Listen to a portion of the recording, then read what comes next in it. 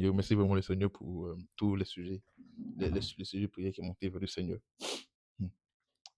Le Seigneur nous bénisse. On va continuer le sujet qu'on a débuté la semaine dernière, donc en lien avec la formation des cieux.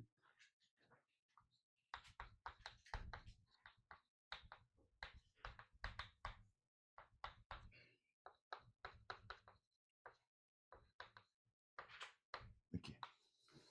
Donc, on va continuer avec ce sujet-là. Je rappelle rapidement pour, pour ne pas donner l'impression que je m'écarte beaucoup trop de ce qui a motivé le sujet en lui-même. Donc, ce qui a motivé le sujet en lui-même, c'est la conférence que nous sommes en train d'organiser. Donc, qui aura lieu excusez-moi si je ne maîtrise pas la date, du 11, hein, 9 au 11. du 9 au 11 octobre. Donc, qui a pour thème la maison de Dieu. Donc, euh, la maison de Dieu n'est pas un endroit, n'est pas un lieu. La maison de Dieu, c'est des hommes.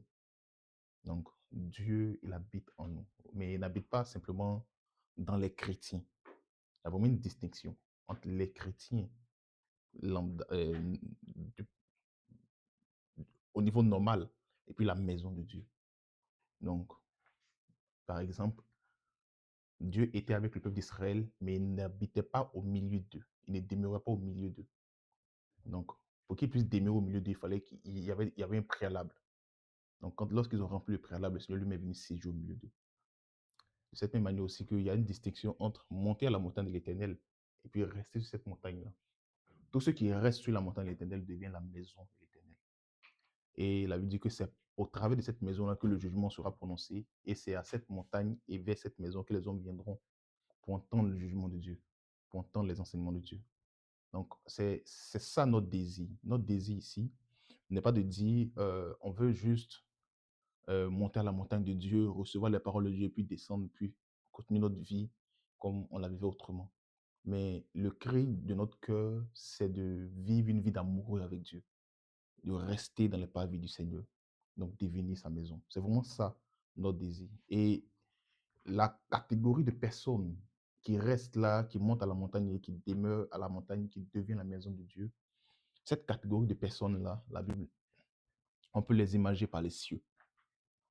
Donc, on peut voir par exemple Jacob qui est devenu un ciel euh, à son époque dans Genèse chapitre 35, la Bible dit de Jacob, Dieu lui dit, monte ici, change tes vêtements, monte à la montagne, monte à la montagne et demeure-y. Il est devenu une forme de cieux, parce que plus tard, quand on lit le chapitre 35, on peut voir la suite, qu'est-ce qui s'est passé avec Jacob. Donc, c'est de là que vient ce thème-là, la formation des cieux. Ça, c'est le premier point. Le deuxième point, c'est que dans notre ère, par exemple, dans Matthieu chapitre 24, lorsque les disciples ont demandé au Seigneur, dis-nous quand ces choses arriveront, quel sera le signe de ton avènement et de la fin du monde? Donc, lorsqu'ils ont posé ces questions-là au Seigneur, le Seigneur a répondu d'une manière particulière. Il a dit, prenez garde.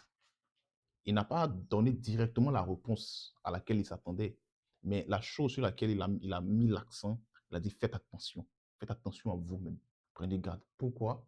Parce que les temps qui vont précéder sa venue, la fin du monde, et par exemple la destruction aussi du temple, là, c'était des temps où la séduction sera très forte sur la terre.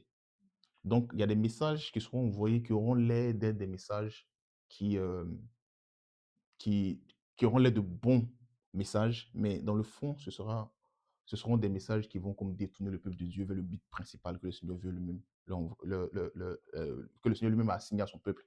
Donc ici, la formation des cieux, donc le deuxième objectif de ce thème-là, c'est de rêver nos yeux sur ce que le Seigneur veut lui-même, réaligner notre espérance sur ce que le Seigneur veut lui-même, non pas sur ce qu'on désire ou sur ce qu'on peut entendre.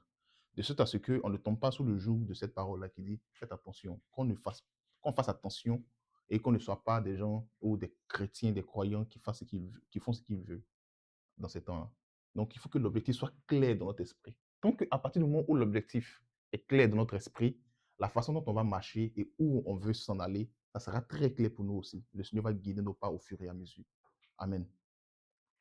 Donc, on va lire d'abord. Pascal, est-ce que tu peux m'aider pour la lecture? On va lire les passages. de base ou les pages sur lesquelles nous sommes basés la semaine dernière.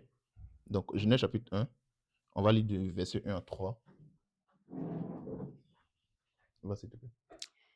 Genèse 1, Mhm, le verset 1 au verset 3. mhm. Au commencement, Dieu créa les cieux et la terre. La terre était informe et vide. Il y avait des ténèbres à la surface de l'abîme, et l'Esprit de Dieu se mouvait au-dessus des eaux. Dieu dit, que la lumière soit, et la lumière fut. Amen. Amen. Tu peux aller jusqu'au verset 5, s'il te plaît. Au verset 5. 5. Mhm. Dieu vit que la lumière était bonne, et Dieu sépara la lumière d'avec les ténèbres. Dieu appela la lumière jour, et il appela les ténèbres nuit.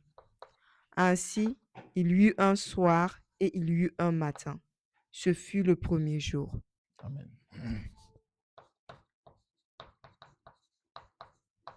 Je vais commencer par un petit résumé de la séance dernière.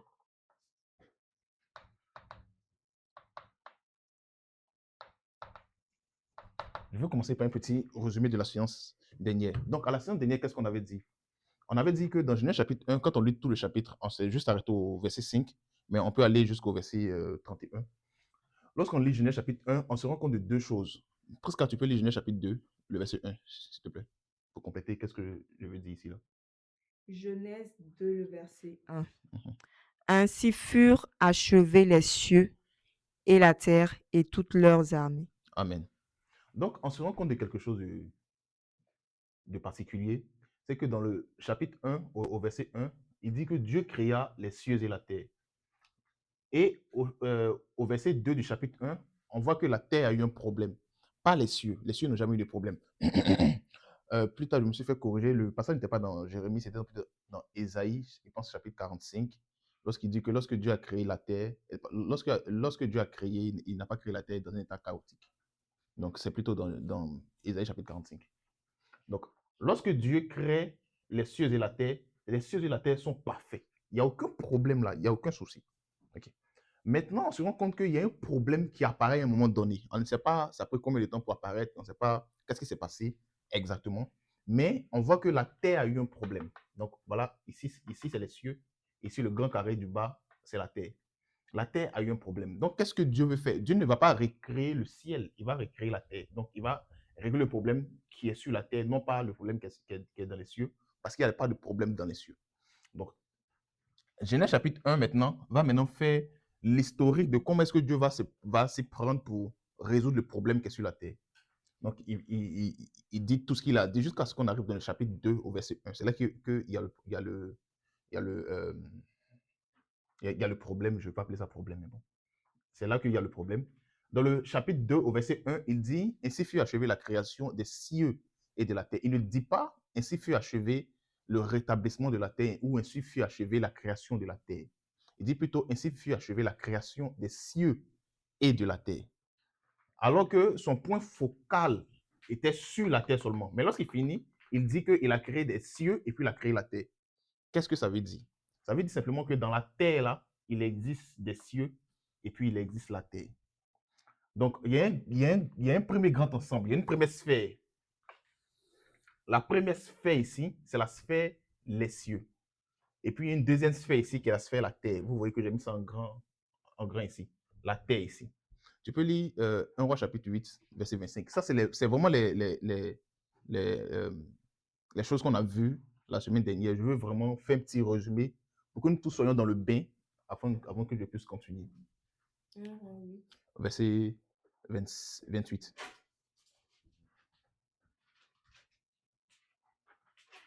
1 Roi 8, 28. Oui, s'il te plaît. Toutefois, Éternel mon Dieu, sois attentif à la prière de ton serviteur et à sa Oh, supplication. vol le 27. C'est ça. Ok. Mais quoi? Dieu habiterait-il véritablement sur la terre? Voici, les cieux et les cieux des cieux ne peuvent te contenir. Merci beaucoup. Combien moins cette maison que j'ai bâtie, que Merci je beaucoup. t'ai bâtie. Merci beaucoup, Pascal. Donc, il dit, les cieux et les cieux des cieux ne peuvent te contenir. Donc, et ce n'est pas juste un superlatif que Salomon est en train d'employer ici pour désigner la grandeur de Dieu ou sa magnificence. C'est pas ce qu'il est en train de dire. Par exemple, dans Apocalypse, au chapitre 17, il dit, et il a vaincu euh, euh, le Seigneur des Seigneurs et le Roi des Rois. Donc, euh, le Seigneur est décrit là comme étant le Seigneur des Seigneurs et le Roi des Rois. C'est pas quand il est décrit comme le Seigneur des Seigneurs et le Roi des Rois, c'est pas juste superlatif pour dire que tu es tellement grand que tu... Non, il est en train de montrer une position que Jésus a par rapport à d'autres personnes. Donc, il y a des rois et puis il y a le Roi des Rois qui est au-dessus. La même chose, c'est la même image aussi qui est utilisée ici dans 1 Roi chapitre 8, verset 28, verset 27, quand il dit les cieux et les cieux des cieux. Donc, ici, Salomon va décrire deux réalités. Il va décrire une première réalité qu'il va appeler les cieux. Les cieux qu'il va décrire là, c'est ces cieux. Donc, les cieux qui sont contenus dans la terre. Et la deuxième réalité qu'il va décrire, il va décrire les cieux des cieux. La deuxième réalité ici. Donc, les cieux des cieux, c'est là. Tu peux lire Psaume 116, verset 15. Non, 115, verset 16. 115, verset 16. Merci beaucoup. Je pense que vous pouvez venir même prêcher à ma place. Psaume 115, le verset 16. Les cieux sont les cieux de l'Éternel, mais il a donné la terre au Fils de l'homme. Ok. Donc, ici, dans la sphère, quand il dit les cieux sont les cieux de l'Éternel, dans cette sphère-là, la personne qui a autorité, c'est Dieu. Aucun homme n'a de l'autorité ici. Aucun homme. Maintenant, il dit, il a donné la terre au Fils de l'homme. Donc, c'est les hommes qui ont autorité ici. Et c'est la raison pour laquelle aujourd'hui, on a la capacité de chasser les démons.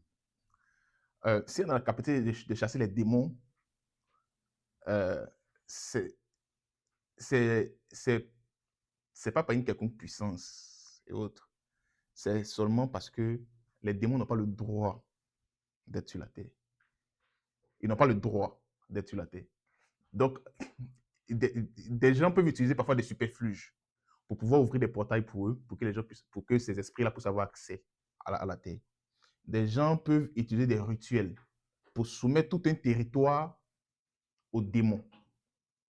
Mais pour quelqu'un qui connaît la loi, il peut venir dire aux démons, en vertu de Psaume chapitre 115, verset 16, que tu n'as pas le droit d'être ici, que la terre a été donnée aux hommes. Sinon, ce n'est pas parce qu'on est plus puissant que les démons. Les amis, on est d'accord avec ça, non? On est d'accord avec ça? Ok, d'accord. Vous voyez, par exemple, je connaissais quelqu'un lorsque j'étais à l'école secondaire, elle était possédée par un démon, cette fille-là.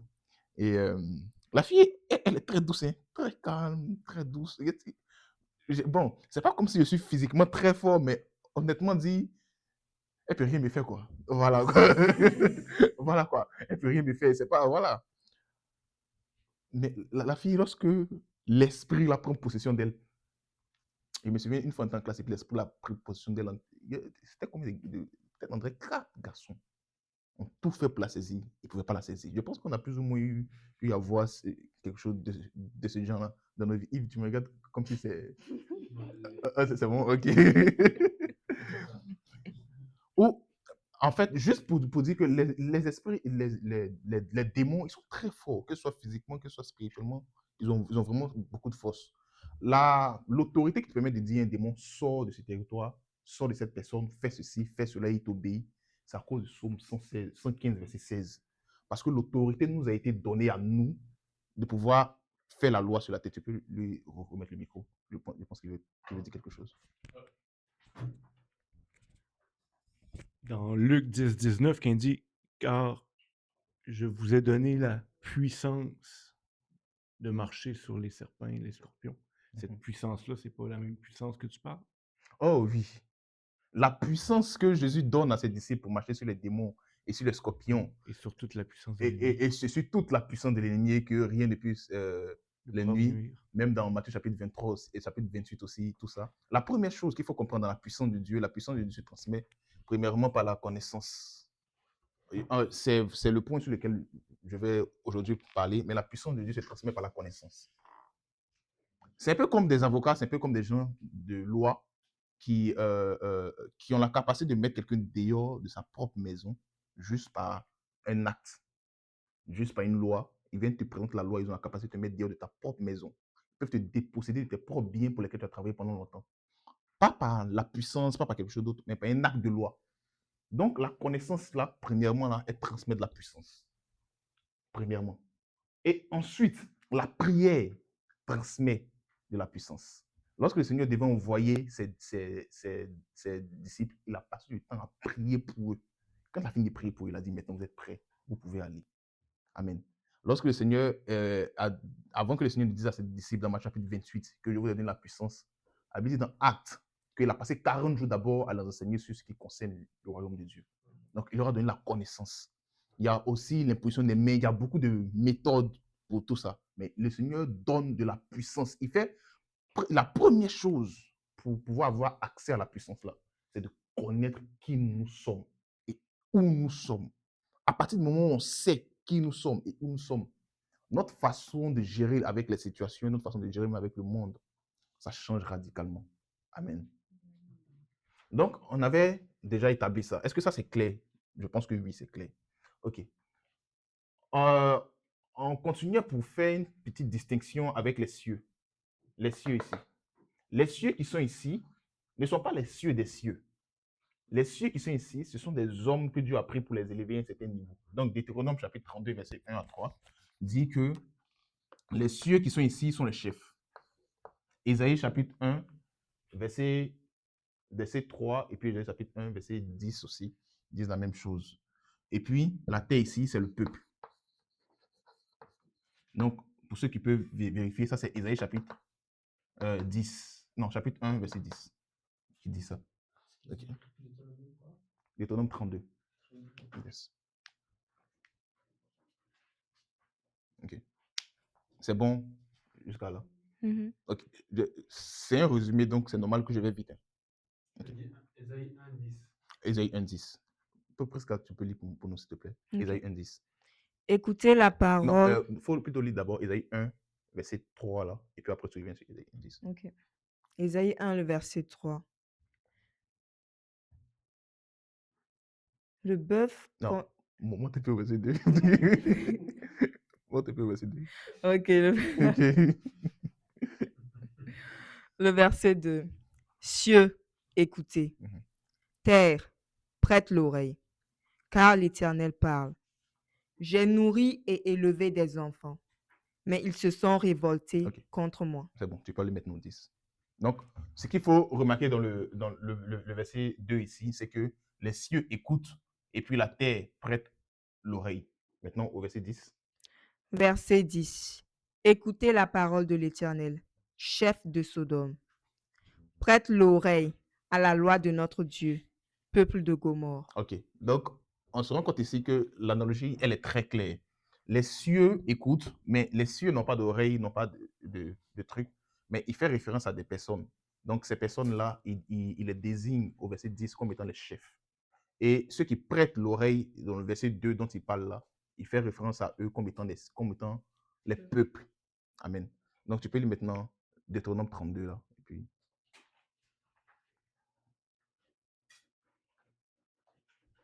Deutéronome 32, verset. Verset 1. Deutéronome 32, verset 1. Cieux, prêtez l'oreille et je parlerai. Mhm. Terre, écoute les paroles de ma bouche. Continue, s'il te plaît. Que mes instructions se répandent comme la pluie. Que ma parole tombe comme la rosée, comme des ondées sur la verdure, comme des gouttes d'eau sur l'herbe. Merci beaucoup. Donc ici, on peut facilement voir que les chefs sont les cieux et puis les peuples constituent la terre. Maintenant, Moïse, lorsqu'il parlait dans Deutéronome chapitre 32, là, on peut constater que Moïse lui-même se désigne en tant que chef. Parce qu'il parle à partir d'une position. La position à partir de laquelle il parle à partir des cieux ici. Pourquoi il parle à partir des cieux? Parce qu'il dit que ses paroles vont se répandre sur la terre comme quoi? Comme la rosée et la pluie. Amen. Donc, c'est un peu ça le chemin ici, en gros. Maintenant, on avait dit une chose sur laquelle on s'était arrêté, la distinction, la formation des cieux, les différentes étapes qu'on peut voir dans Genèse chapitre 1.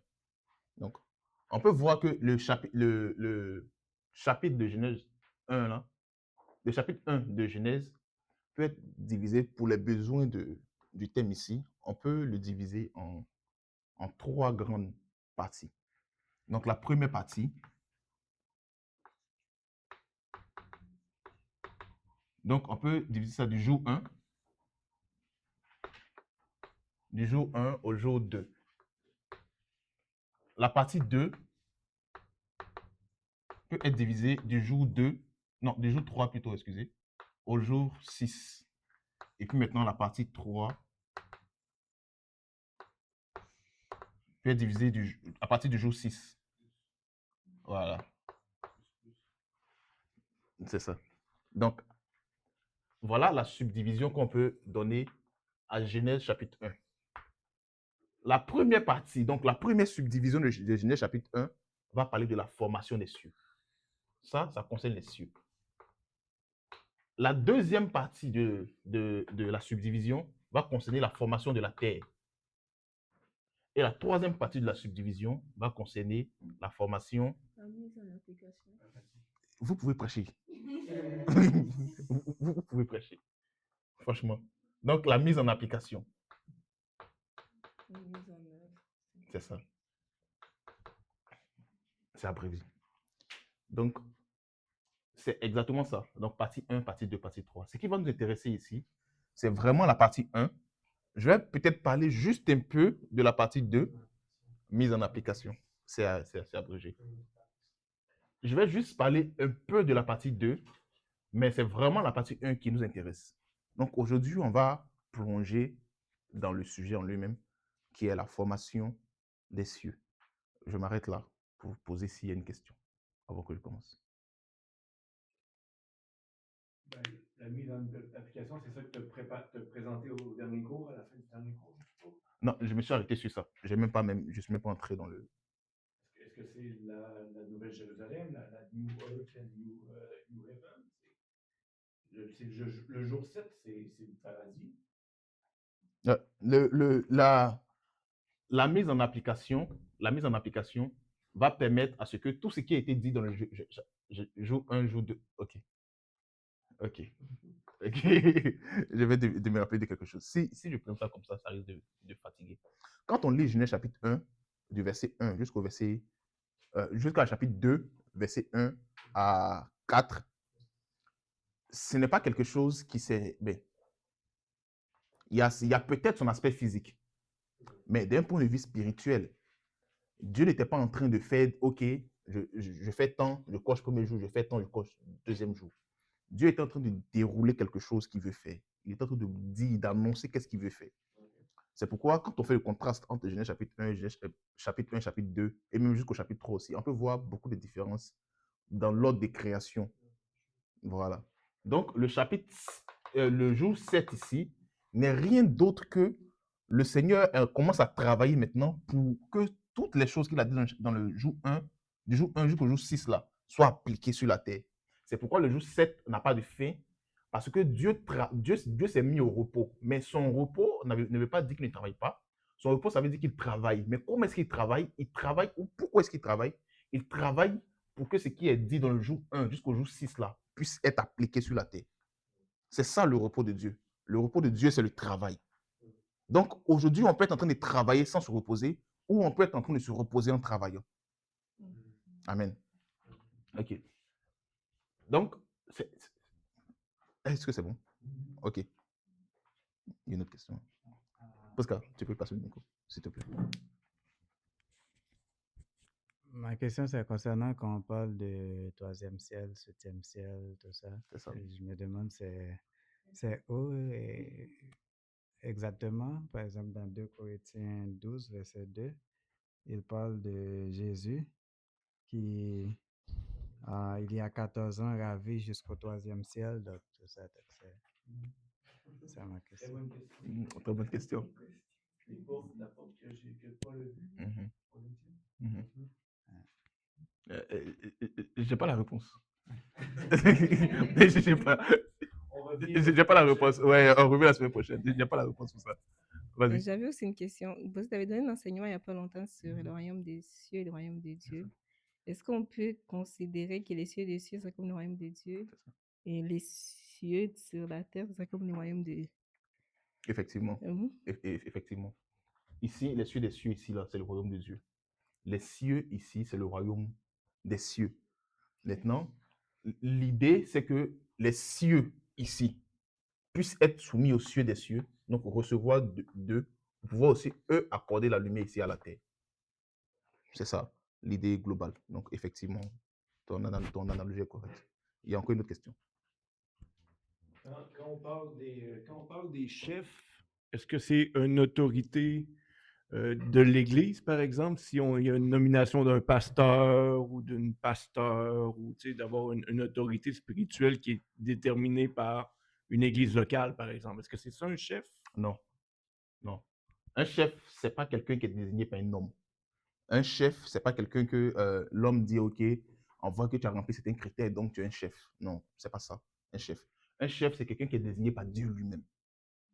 Je veux faire une légère distinction entre les deux. Ce qui va établir l'homme dans le ministère, un homme ne peut pas établir un autre homme dans le ministère. On peut exercer, on peut apprendre quelqu'un.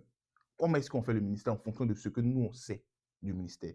Mais on ne peut pas établir quelqu'un dans le ministère. La Bible dit dans Actes chapitre 13 qu'il avait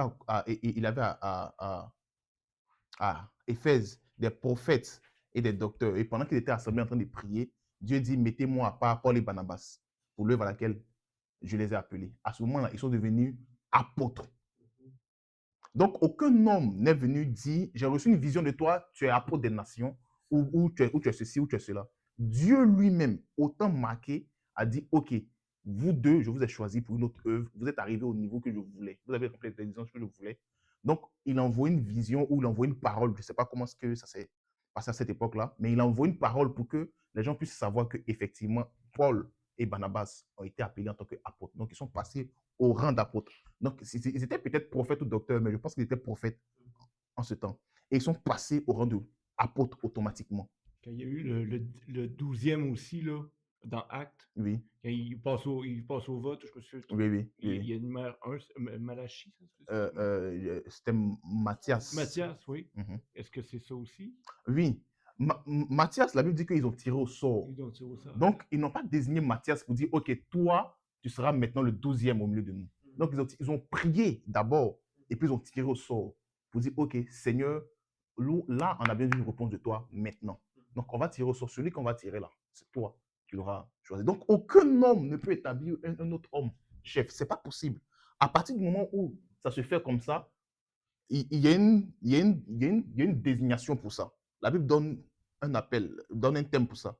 Le thème que la Bible donne là, c'est la terre était informe et vide. La Bible appelle ça le tohu bohu. Amen. C'est ça. Ok, vas-y, Pascal. Moi, j'ai une question par rapport au ciel, un peu en lien avec la question de Woodley. En fait, j'essaie de voir un peu la structure du ciel. Lorsqu'on voit dans la Bible, on parle des principautés, des dominations, des autorités et tout. Tout cela parle des différents règnes, des différents niveaux d'autorité. Est-ce à dire également que dans le ciel de la terre, on a également ces différents niveaux, dont des hommes, comme tu as parlé de Paul et Barnabas, qui ont été élevés au niveau d'apôtres, donc qui signifie quand même un certain règne, là, je me dis, d'autorité. Est-ce à dire que, mettons, dans le royaume des cieux, donc dans le ciel, il y a également différents niveaux, des sortes d'échelons. Et en fonction de cela, on exerce l'autorité et tout. Ok, j'ai une réponse pour ce que Woodley a dit, pour la question. mais en fait, non, Mais- non, mais en fait, le truc c'est que je veux pas aller vers ça parce que moi-même ça risque de me perturber par rapport à ce que je vais dire, tu vois, non.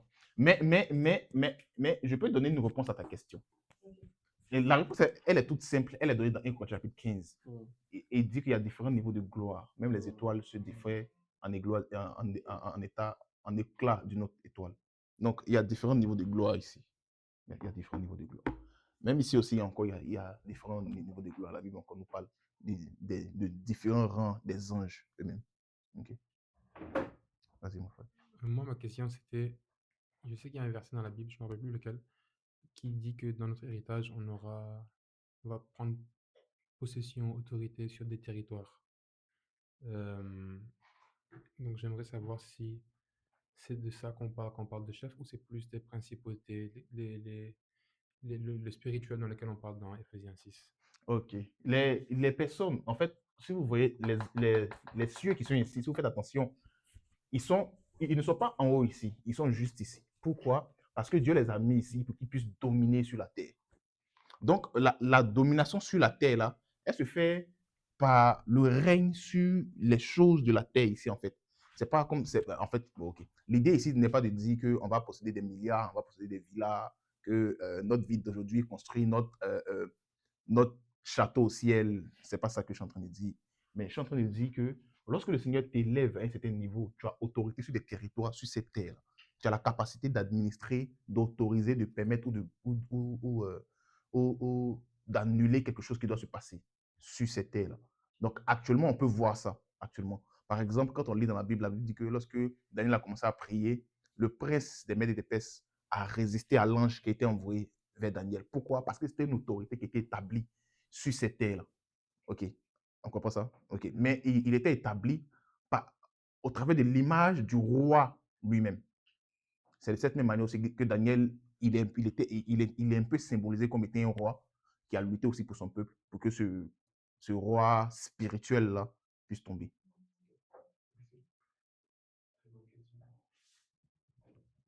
Il y a encore une autre question. Est-ce qu'on peut le passer?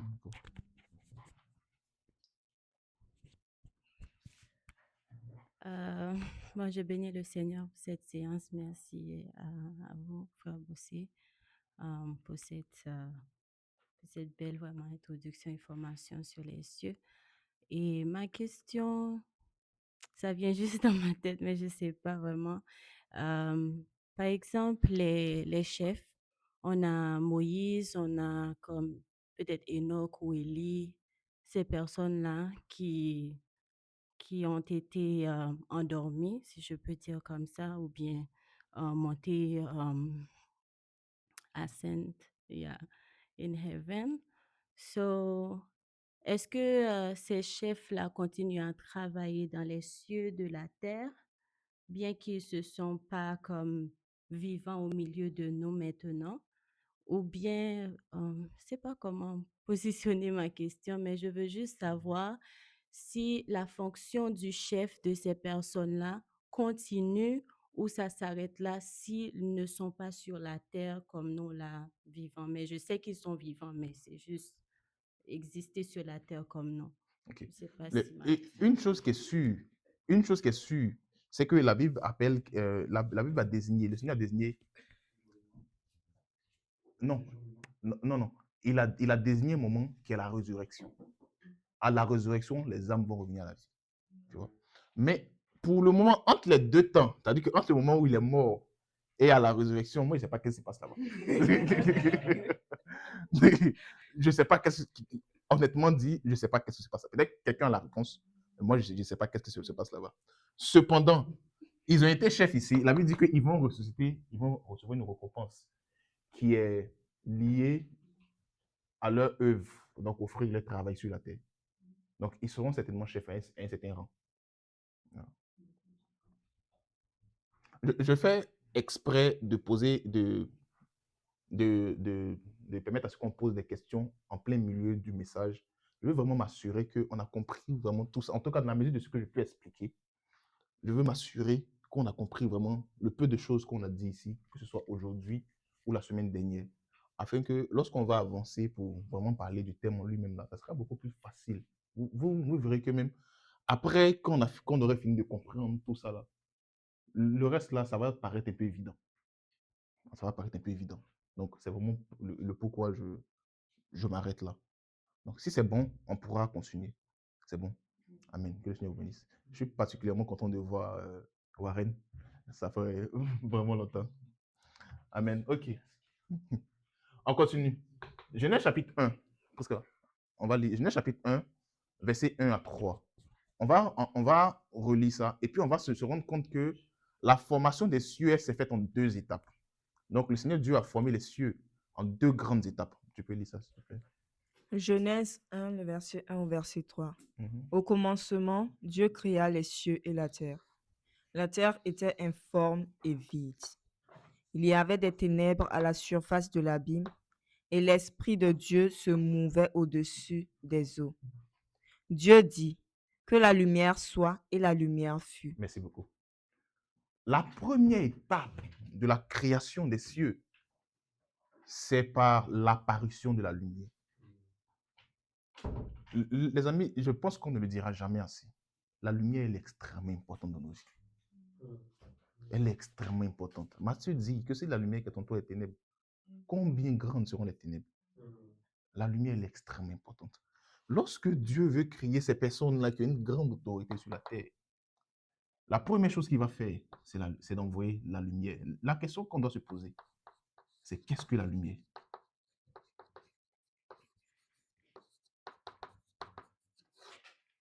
Qu'est-ce que la lumière? La lumière, c'est quoi aujourd'hui pour nous? Vous voyez, le Seigneur Dieu, il, il est tellement grand, que pour passer de ce stade-là, excusez-moi, ici, s'il doit se révéler directement à la terre ici, la terre ne pourra pas saisir ni comprendre qui est ce Dieu-là. La terre ne peut pas comprendre.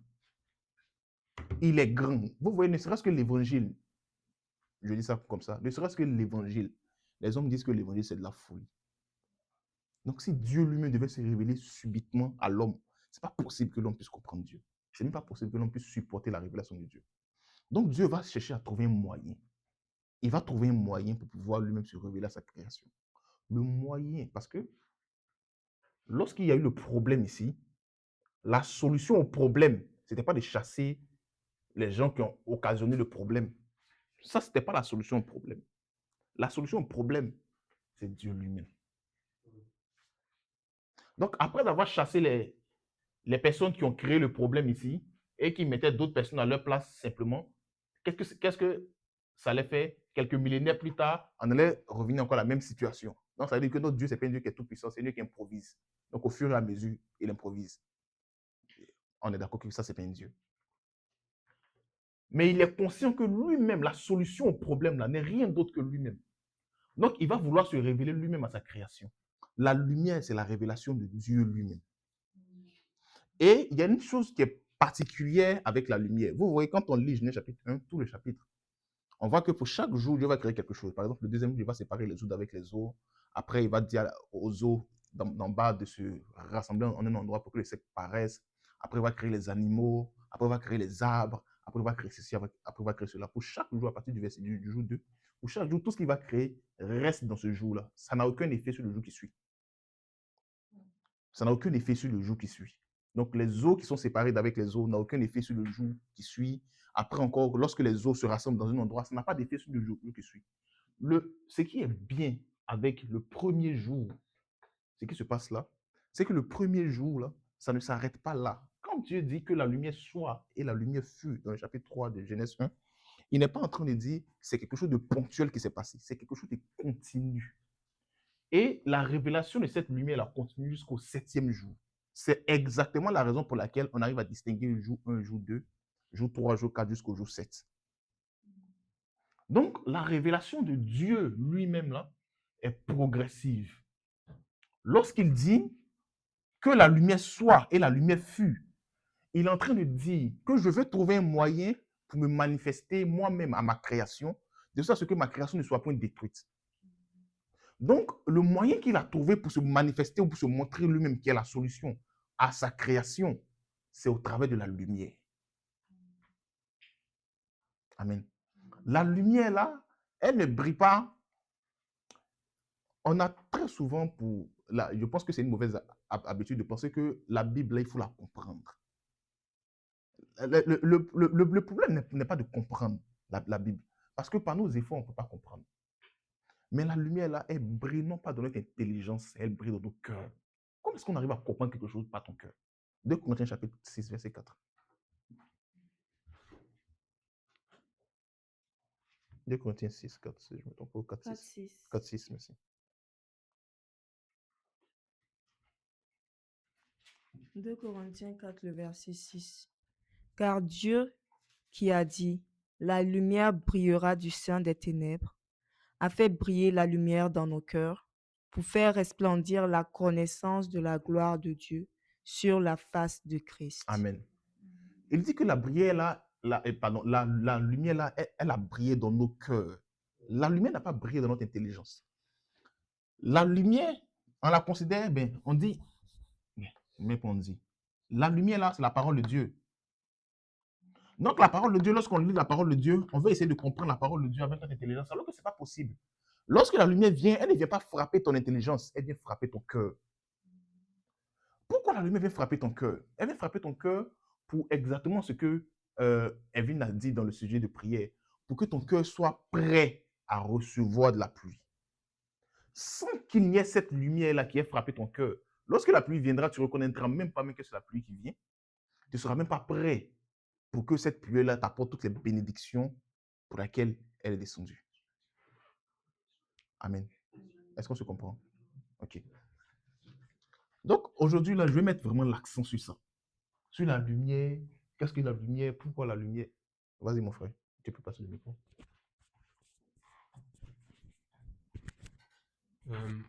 Désolé de t'interrompre, Non, non, c'est correct. mais avant que tu parles en détail sur la lumière, juste avant, il parle de...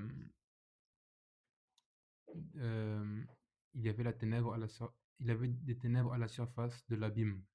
Mhm. Et le mot là, abîme, je le vois se répéter dans Apocalypse, quand le 5e ange il libère les gens de l'abîme. Et aussi quand les cochons là, dans Luc 8, ils supplient Jésus de ne pas les envoyer dans le monde des abîmes. Est-ce que c'est la même chose que... c'est le même abîme là qu'on parle dans ces différents passages? Le abîme de Genèse chapitre 1, là.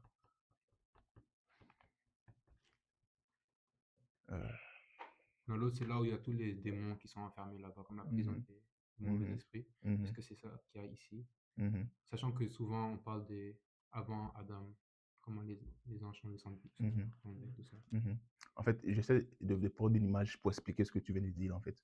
Parce que tu as posé la question et tu as répondu toi-même par le passage du fou de Gadara, là. Mais j'essaie de trouver une image pour essayer de t'expliquer ça. Peut-être que ça ne vient pas. Mais effectivement, l'abîme, là, c'est l'endroit où tous les démons ont fini par se retrouver finalement après avoir péché contre le Seigneur.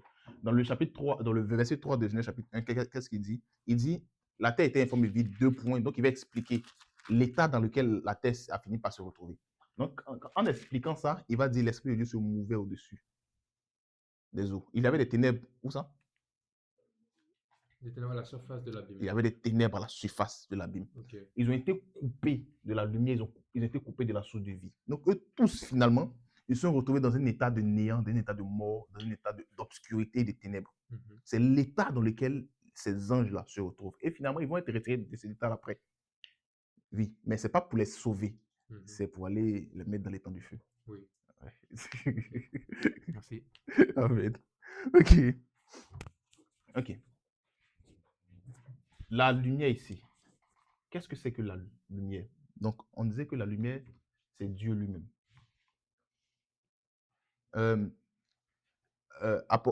Jean chapitre 1. Vas-y, passe le micro à un truc. Evelyne. Avant que tu avances là, j'ai une question sur le cœur et la lumière. Tu dis que la lumière n'a pas brillé dans notre intelligence, mais elle a brillé dans notre cœur. Donc, on ne peut pas essayer de comprendre Dieu par notre intelligence. Ok. Comment on fait maintenant pour le comprendre? C'est bizarre. Avec notre cœur. J'essaie d'imaginer, mais non. Donc, est-ce que tu peux... Ok. Dans le sujet de prière, tu veux dire quelque chose pour ça? Hein? Ok. Tu veux essayer? Vas-y, essaie. Ne te gêne pas.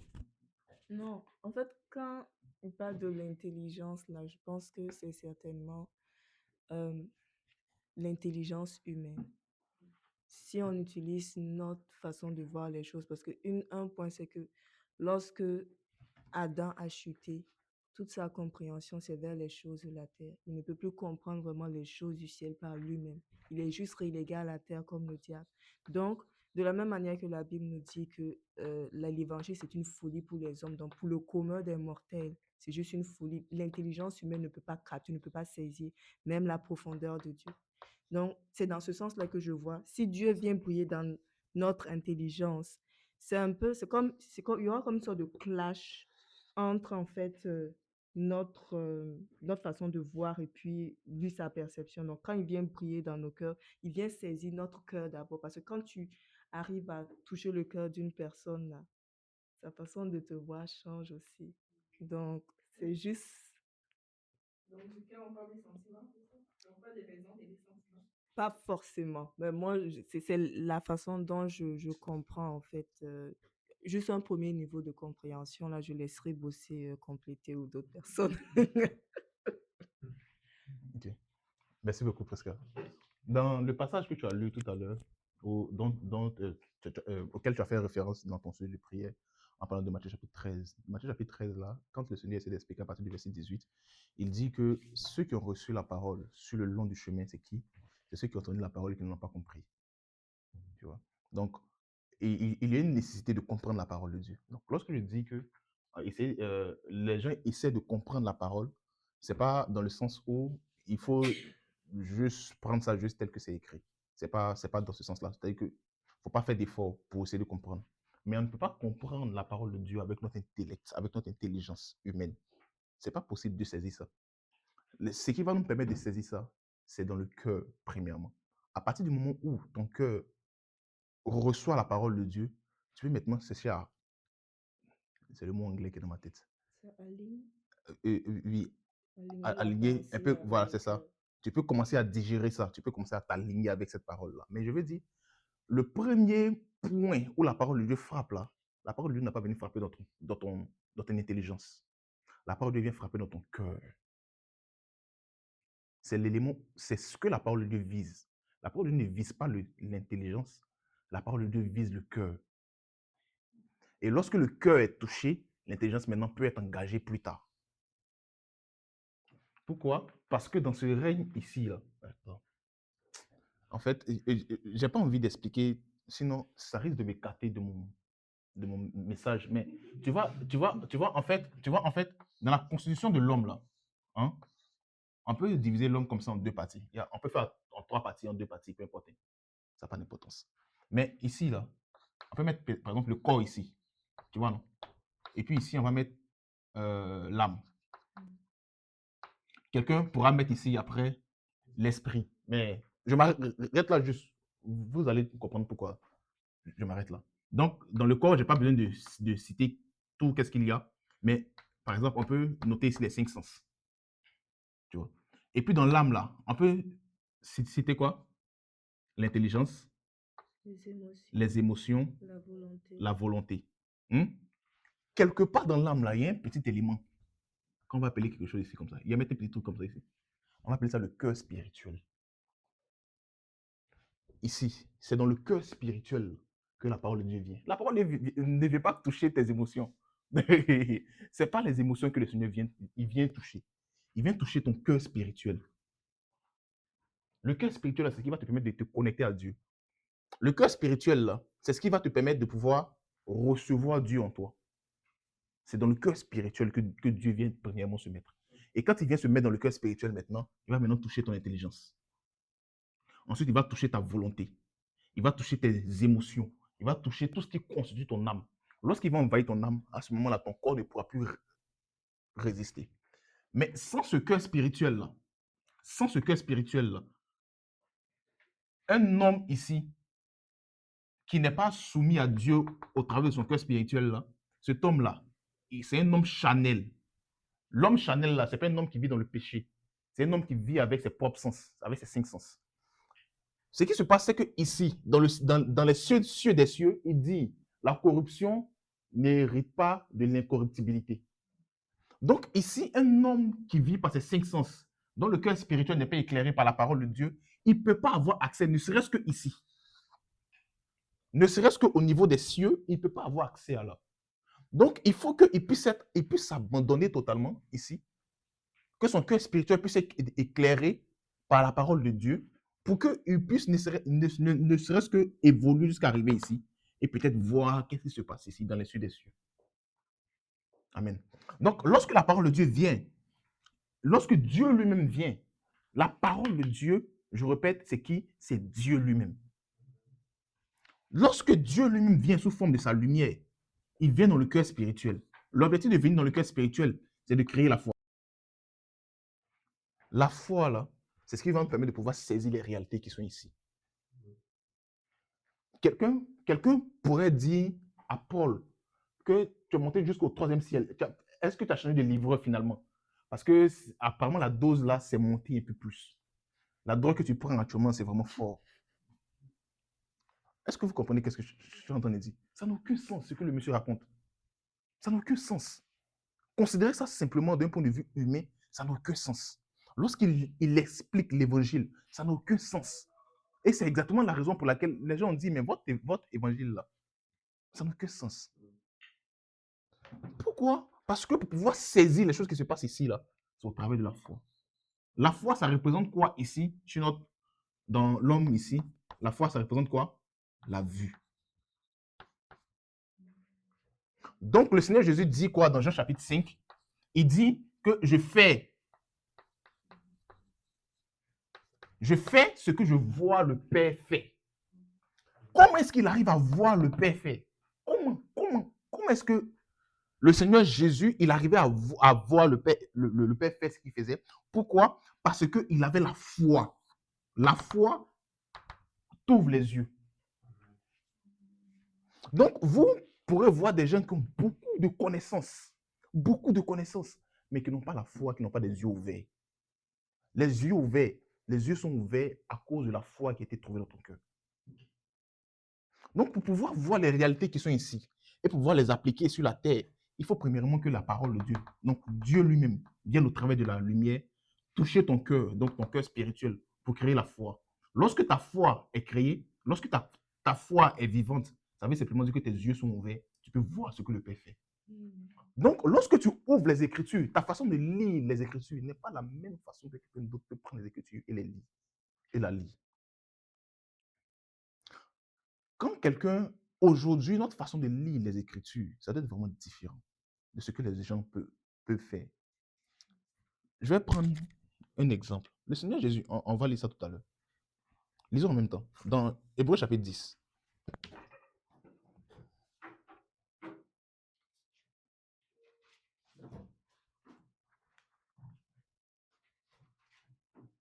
Verset 8.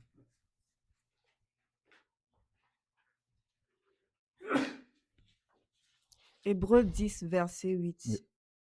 Après avoir dit d'abord, tu n'as voulu et tu n'as agréé ni sacrifice ni offrande, ni holocauste ni sacrifice pour le péché, ce qu'on offre selon la loi. Il dit ensuite, voici, je viens pour faire ta volonté. Il abolit ainsi la première chose pour établir la seconde. Tu peux lire le verset 10. Verset 10. C'est en vertu de cette volonté que nous sommes sanctifiés par l'offrande du corps de Jésus-Christ une fois pour toutes. Vous voyez, c'est bizarre ce que l'auteur des Hébreux dit ici. Il faut lire Psaume chapitre 40, le verset 5. C'est bizarre ce que l'auteur des Hébreux dit ici. C'est vraiment bizarre. Psaume chapitre 40, le verset 5. Psaume 40, le verset 5. Heureux l'homme qui place en l'Éternel sa confiance. Tu lis quelle version? 8 secondes. Tu veux quelle version? Non, c'est cette version. Peut-être que c'est décalé chez toi. Vas-y, lis. Peut-être que le temps que je trouve là.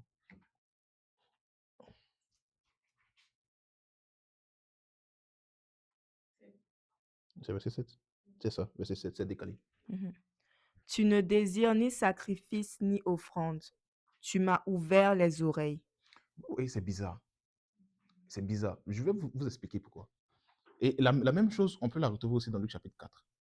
Le Seigneur Jésus, lorsqu'il prend les Écritures et qu'il lit ici dans Hébreux chapitre 10 là, il dit, c'est Hébreu chapitre 10 là, ou bien ce psaume chapitre 40 là, ça ne parlait d'aucune personne que de lui-même. C'est étrange. Parce que cette écriture-là ne cite pas Jésus. On ne dit pas le nom de Jésus là. Mais quand le Seigneur Jésus vient prendre cette écriture-là, il dit c'est de moi qu'on parlait. Dans Luc, lorsqu'il finit de prendre le rouleau, il dit cette portion des Écritures s'est accomplie aujourd'hui pour vous. C'est étrange. Sa façon de lire les Écritures est différente de la façon dont quelqu'un d'autre pourrait lire, ou de la façon dont même ses contemporains lisaient les Écritures. Pourquoi il faisait les choses? Pourquoi il faisait ça? Ça répond à quelque chose. Ce qui appartient à Dieu appartient au Fils. Il a dit ça lui-même, non? Ok. C'est la raison pour laquelle lorsqu'il lit les Écritures et qu'il voit que à chaque fois il est fait référence à Dieu, il est fait référence à lui, Jésus. Donc quand il prend les Écritures et qu'il ouvre, il est capable de pouvoir voir la volonté de Dieu et de pouvoir voir que le Seigneur veut qu'il aille et meure sur la croix. Donc ses disciples sur le chemin d'Emmaüs, ils étaient là tout paniqués. Et puis il apparaît et puis il dit, mais ô homme, dont le cœur est lent à croire ce qu'on dit, les prophètes. Et puis il commence à leur expliquer dans les Écritures tout ce qui le concernait. À quel moment ça le concernait? Il a reçu la lumière de Dieu. Et cette lumière-là lui a permis de savoir qu'est-ce que Dieu voulait qu'il fasse. Apocalypse chapitre 1, verset 1. Il dit révélation de Jésus-Christ. Que Dieu a donné à Jésus-Christ. Ça veut dire que Jésus-Christ lui-même ne savait pas qui il était. Ça veut dire que Jésus-Christ lui-même n'avait pas la révélation de qui il était. Donc Dieu lui a transmis la révélation de qui il était. Dieu s'est révélé à Jésus-Christ pour que Jésus-Christ sache qu'il est Dieu lui-même. Amen. C'est la façon dont le Seigneur Jésus-Christ lisait les Écritures. Comment est-ce que nous, aujourd'hui, en tant que croyants, on doit lire les Écritures? Donc, on revient à l'équation. Celui, Dieu, il est égal à Jésus-Christ. Donc, tout ce qui est vrai pour Dieu est également vrai pour Jésus-Christ. Mais aujourd'hui, nous, tout ce qui est vrai pour Jésus-Christ, c'est également vrai pour nous, les amis. Tout ce qui est vrai pour Jésus-Christ est vrai pour nous. C'est ça, c'est seulement sur la base de cette révélation-là qu'aujourd'hui on a la capacité de s'arrêter et puis de faire ce qu'on fait. Sinon, on n'est personne. Ce qui est vrai pour Jésus-Christ est vrai pour nous. Hébreu chapitre 1 dit que, oh Dieu, ton Dieu t'a oint d'une huile de joie au-dessus de tes égaux. Qu'est-ce que ça veut dire? Psaume chapitre 47. Ça veut dire que Jésus-Christ, il a des égaux. Il a des personnes qui sont comme lui. Et ces personnes-là sont arrivées tellement à être comme lui que Dieu a dit non, non, non, non. Comme c'est toi qui es l'aîné, je vais te donner quelque chose en plus par rapport à tes autres frères. Ça me fait penser à quelque chose. Vous voyez, par exemple, en Afrique, depuis que je suis arrivé ici, je fais ça rarement, mais on mangeait en groupe. Vous voyez, ici, on ne mange pas en groupe, non? C'est ça. On mangeait en groupe.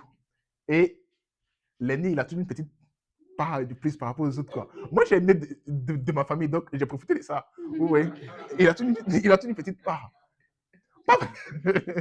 C'est pas que les parents aiment l'aîné plus que les autres, mais voilà quoi, c'est l'aîné. Donc un peu genre, mon huile de joie là, ça veut dire qu'on essaie une portion de riz un peu plus que les autres. Vous voyez, voilà, c'était juste pour faire rire. Mais qu'est-ce que je suis en train de dire? C'est que le Seigneur Jésus-Christ, il y a des gens, il y a des hommes, que ce soit dans le temps où ce verset de Hébreu a été écrit, et même aujourd'hui, il y a des hommes qui sont semblables à Jésus-Christ. Mais le Seigneur a mis une huile de joie sur Jésus-Christ. Tout ce qui est vrai pour Jésus-Christ est vrai pour nous. C'est ça la lumière. Donc, rappelez-vous, la solution au problème de la terre ici, c'est Dieu. Dieu n'envoie pas la solution. Dieu s'envoie lui-même parce qu'il est lui-même la solution. Mais la façon dont il doit s'envoyer, la façon dont il peut s'envoyer, il ne peut pas s'envoyer simplement juste comme ça. Les hommes ne pourront pas le supporter. Donc, il s'envoie au travers d'un moyen qu'on va appeler la lumière. Cette lumière-là, elle vient briller dans nos cœurs spirituels. Et lorsqu'elle brille dans nos cœurs spirituels, elle suscite la foi. Pour qu'on puisse le voir, lui. Amen. Lorsqu'on le voit, on devient semblable à lui-même. Mais on ne pouvait pas lui le voir. Donc, il va utiliser un mécanisme, il va utiliser une méthode pour pas qu'on soit frappé et qu'on meure. Donc, il veut utiliser son fils.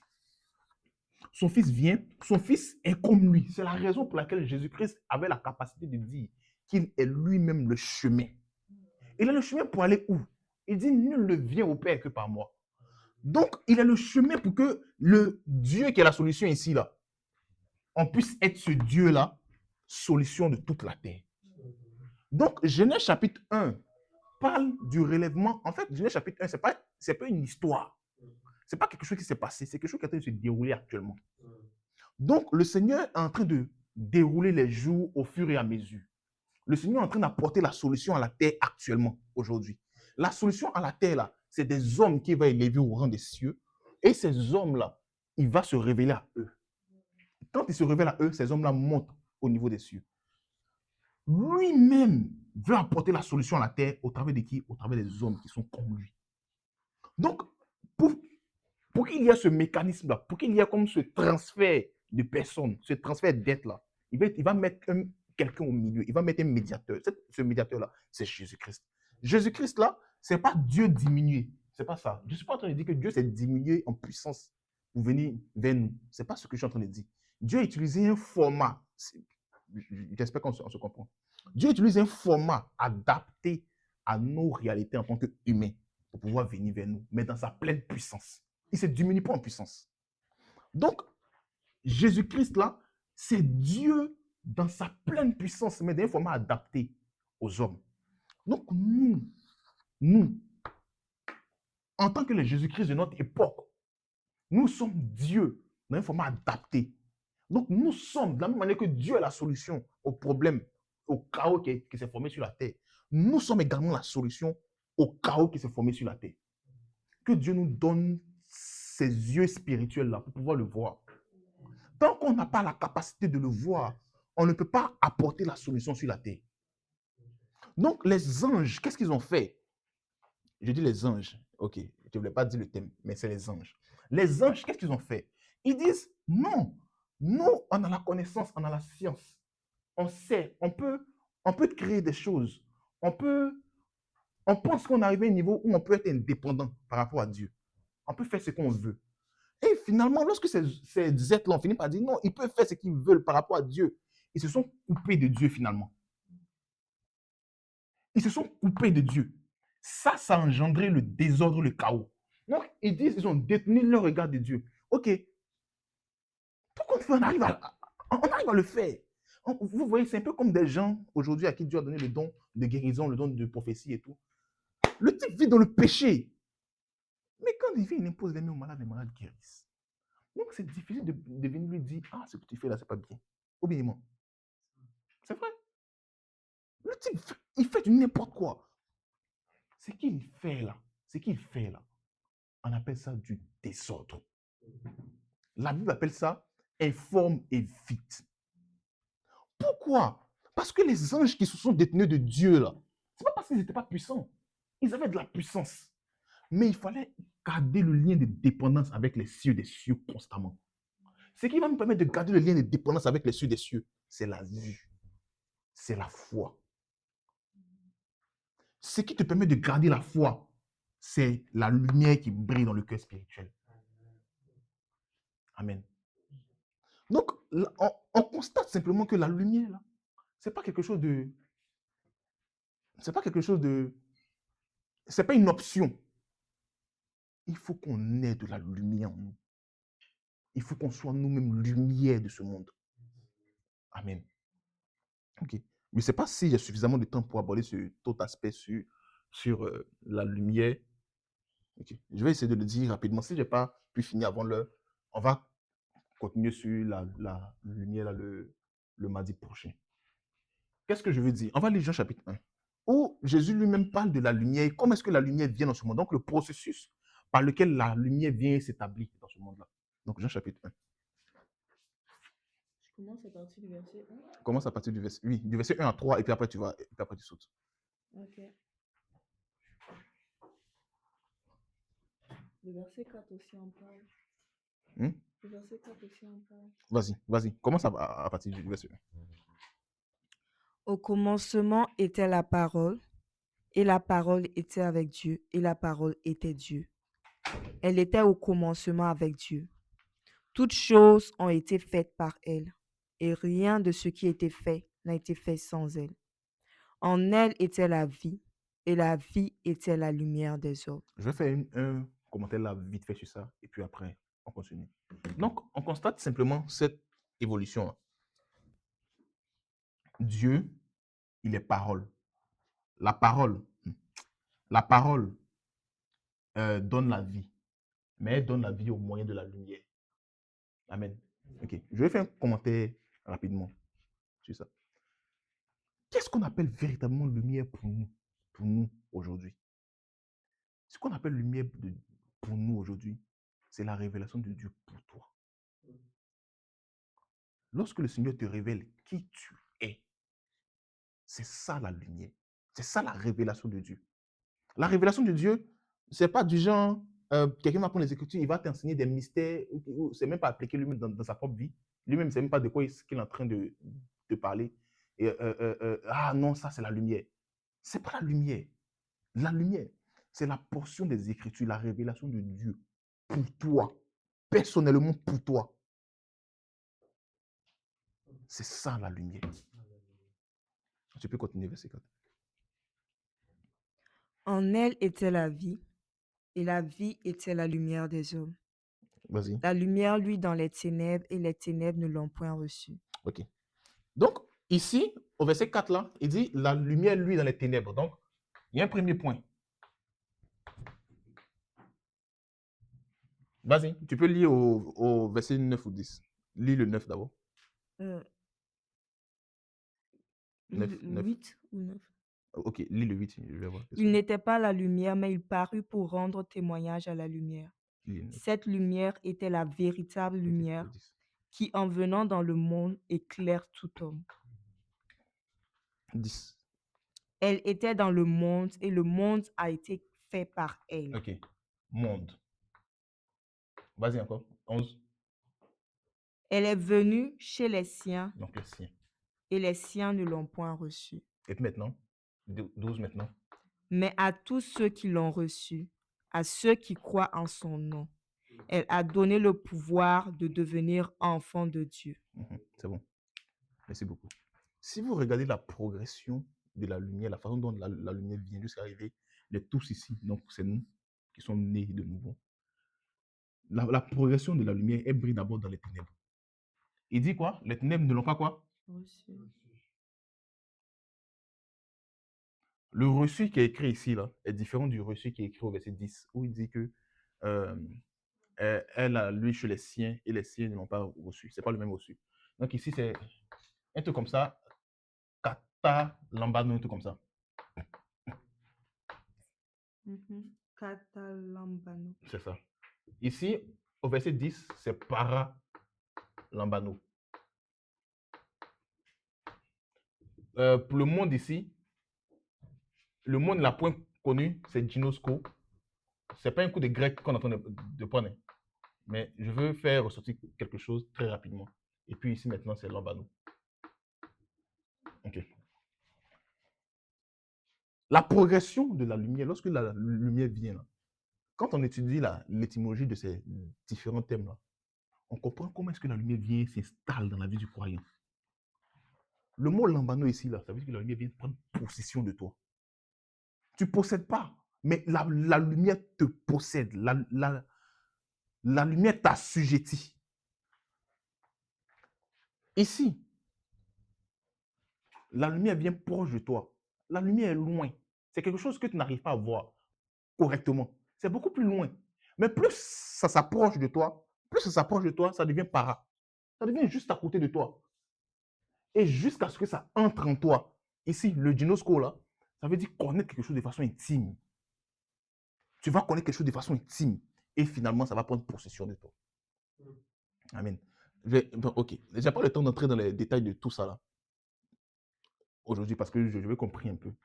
Mais le processus que je veux qu'on retienne, c'est que la lumière, là, lorsqu'elle vient premièrement, là, au départ, elle est loin. On n'arrive pas à saisir. Il y a comme des ténèbres qui nous environnent. Mais plus on essaie de s'avancer on s'approche plus près de la lumière, ce qui se passe, c'est que la lumière vient en nous. On la connaît de façon intime et elle vient prendre possession de nous. Amen. Il dit, la lumière a lui dans les ténèbres. Les ténèbres n'ont pas pu être maîtres de la lumière. Que la lumière soit maître de nous au nom de Jésus. Que le premier niveau de formation des cieux dans nos vies là, soit complet. Que ce ne soit pas juste de l'information qui nous est transmise, mais que ce soit la révélation de nous-mêmes au nom de Jésus. Je vais juste m'arrêter là. S'il n'y a pas de questions, vas-y, Pascal. Une question à venir. Il est dit, si je comprends bien, la lumière qu'on voit tous les jours est une façon pour la lumière de se révéler à nous. La lumière peut être comprise sous sa forme matérielle, lumière du soleil, lumière du feu, lampe et tout, mais aussi spirituelle, connaissance de Dieu, sa parole. Mais tout se résume à Dieu, à la connaissance du Créateur qui est la lumière. C'est bien ça, si je me trompe, éclairez-moi, s'il vous plaît, merci. Non, c'est correct. La lumière de... Jésus dit qu'il y a 12 heures dans le jour. Celui qui marche pendant le jour ne bronche point, mais la nuit vient où personne ne peut travailler. Donc, la lumière là, te permet de marcher de façon correcte. Te permet de savoir qui tu es, afin de vivre la vie que tu dois vivre. C'est ça, la lumière. Donc, il y a la même manière qu'aujourd'hui, actuellement, si on éteint ici les ampoules, on va trébucher. C'est ce que Jésus était en train de dire. Donc, pour travailler de façon correcte là, on a besoin de lumière. De la même manière que de la façon naturelle aussi, c'est imagé. Amen. C'est bon, c'est correct. On va prier. On va tous baisser nos têtes, on va prier. On va demander au Seigneur, on va lui dire qu'il est lui-même la lumière. Il est lui-même que la lumière brille, que la lumière luise dans nos cœurs. Nous comprenons ce soir que la lumière n'a pas besoin de briller dans notre intelligence en premier lieu. Elle a besoin de briller dans notre cœur spirituel. Celui dont le cœur spirituel est saisi, c'est celui qui a été saisi par Dieu. Il ne peut plus échapper aux mains de Dieu. Le Seigneur pouvait dire à Pierre, Pierre, quand tu étais jeune, tu te saignais toi-même, tu allais où tu voulais. Mais la lumière a saisi Pierre. Et Jésus lui a dit, mais quand tu seras vieux, que quelqu'un d'autre va te ceindre, que la lumière nous saigne au nom de Jésus. Et que la lumière nous emmène là où elle veut nous emmener.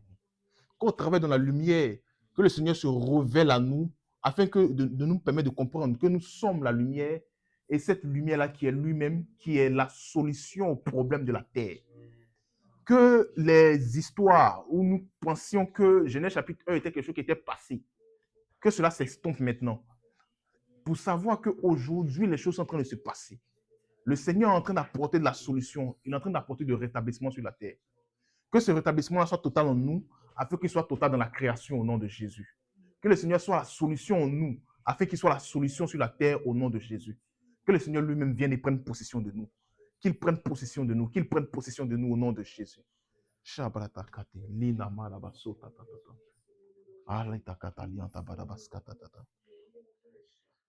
Au nom de Jésus. Mali tarakandoli antabaraba sota la tabarakando tetebiri kinsalakat la katebe. E barakandoli antabaraba skotali kindali antabaraba soto. Mali tarakando tebiri kinsolo kontata. Au nom de Jésus. Oh Seigneur, nous te bénissons pour ta lumière. Oh, tu es toi-même la lumière. La parole déclare que l'Éternel est ma lumière et mon salut. Oh, la lumière n'est nulle autre que toi. Seigneur, lorsque tu te révèles, lorsque tu envoies ta lumière, c'est toi-même qui te révèle. Oh Seigneur, viens, révèle-toi à nous au nom de Jésus.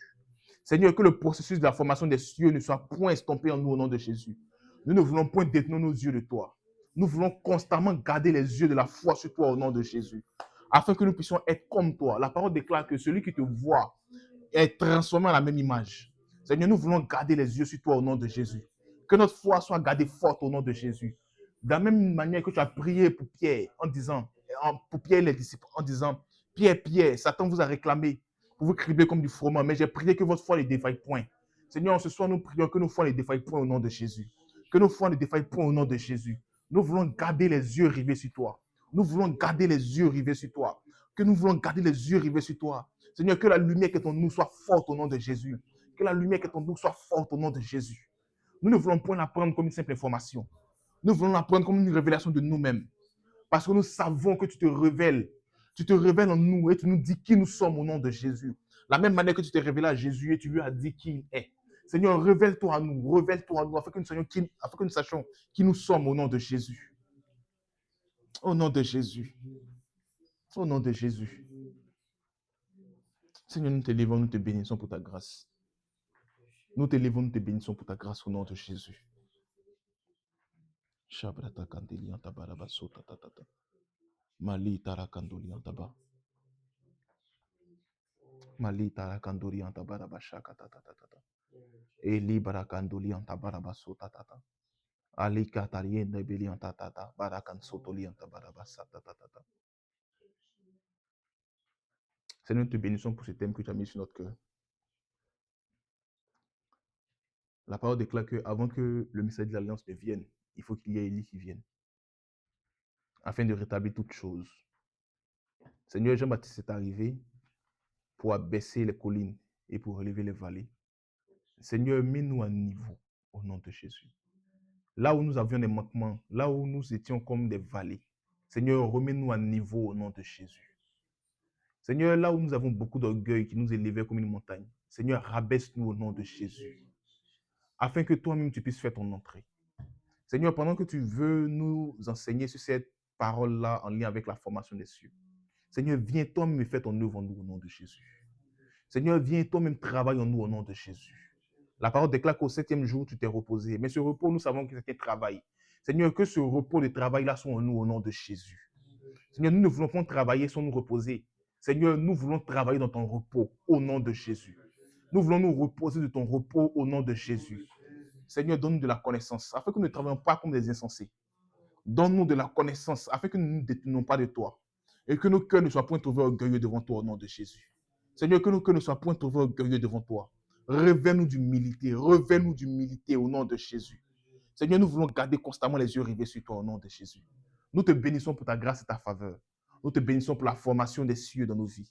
Seigneur, que ces cieux-là soient formés au nom de Jésus. Je te prie pour la vie de chacun de mes frères, de chacune de mes sœurs ce soir au nom de Jésus.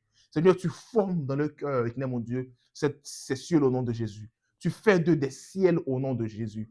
Qu'il y ait des cieux sur Québec au nom de Jésus. Qu'il y ait des cieux sur le Canada et qu'il y ait des cieux sur le monde au nom de Jésus. Que nous fassions partie de cette compagnie au nom de Jésus. Cette compagnie qui se tient sur la montagne et qui prononce des jugements au nom de Jésus. Seigneur, nous te bénissons pour ta grâce et nous t'élèvons. Béni sois-tu, Seigneur Jésus. Amen. Que le Seigneur vous bénisse.